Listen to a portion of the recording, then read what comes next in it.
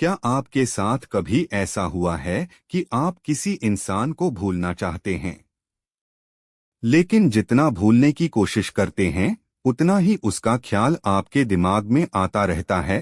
कभी उसका चेहरा याद आता है, कभी उसकी आवाज, और कभी बिना किसी वजह के पुरानी बातें याद आने लगती हैं।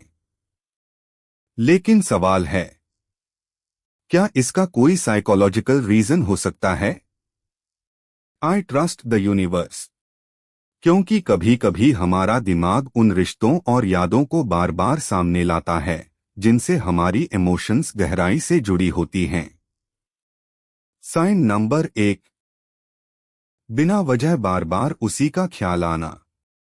आप अपना काम कर रहे हैं, पढ़ाई कर रहे हैं या बिल्कुल नॉर्मल दिन जी रहे हैं, लेकिन अचानक वही इंसान दिमाग में आ जाता है। साइकोलॉजी के अनुसार ऐसा तब हो सकता है जब उस व्यक्ति से जुड़ी कोई मेमोरी आपके दिमाग में इमोशनली स्ट्रॉन्ग बनी हुई हो। लेकिन सोचिए, अगर आप उसे भूल चुके हैं तो उसका ख्याल बार बार क्यों आता है? कई बार हमारा ब्रेन अधूरी फीलिंग्स और अनआंसर्ड क्वेश्चंस को बार बार प्रोसेस करता रहता है।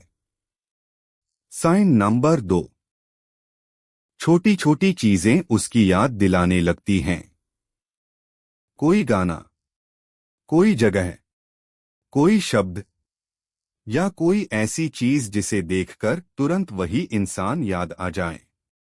ऐसा इसलिए हो सकता है क्योंकि आपका ब्रेन उस व्यक्ति की मेमोरीज को आसपास की चीजों से जोड़ चुका है। और यही एक बड़ा सवाल है, क्या आपको भी अचानक कोई गाना सुनकर उसकी याद आ जाती है? अगर हाँ, तो आप अकेले नहीं हैं। यह इमोशनल मेमोरी का एक सामान्य हिस्सा हो सकता है। साइन नंबर 3, आप मन ही मन उससे बातें करने लगते हैं।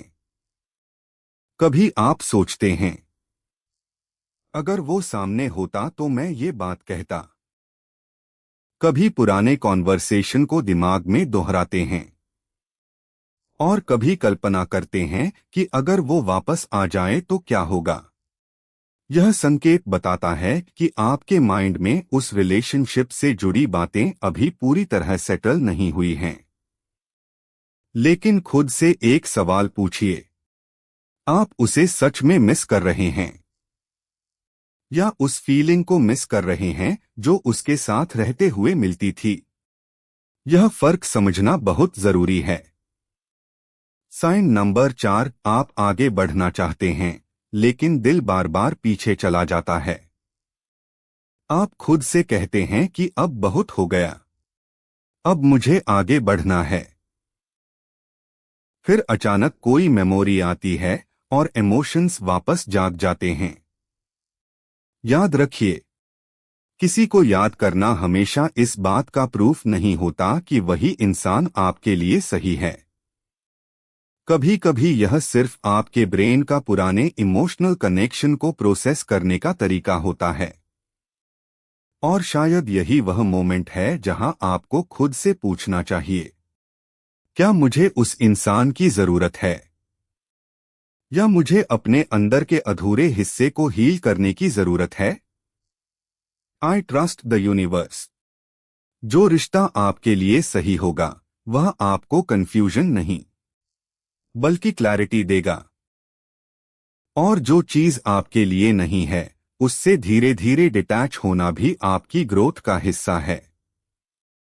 अगर आपको यह रिलेशनशिप साइकोलॉजी समझने वाली बातें पसंद आती हैं तो फॉलो जरूर करें और यूट्यूब पर सब्सक्राइब करना बिल्कुल न भूलें, क्योंकि यहाँ हम बात करेंगे रिलेशनशिप साइकोलॉजी, ह्यूमन बिहेवियर और उन हिडन साइंस की जिन्हें अक्सर लोग नजरअंदाज कर देते हैं। और याद रखिए, कभी कभी किसी को दिमाग से निकालना जरूरी नहीं होता, बस उसके बारे में अपनी फीलिंग्स को समझना जरूरी होता है। अगर यह वीडियो आपके दिल तक पहुंचा है तो कमेंट में सिर्फ इतना लिखिए, आई ट्रस्ट द यूनिवर्स। शायद आपकी अगली कहानी, आपकी अगली नई शुरुआत हो।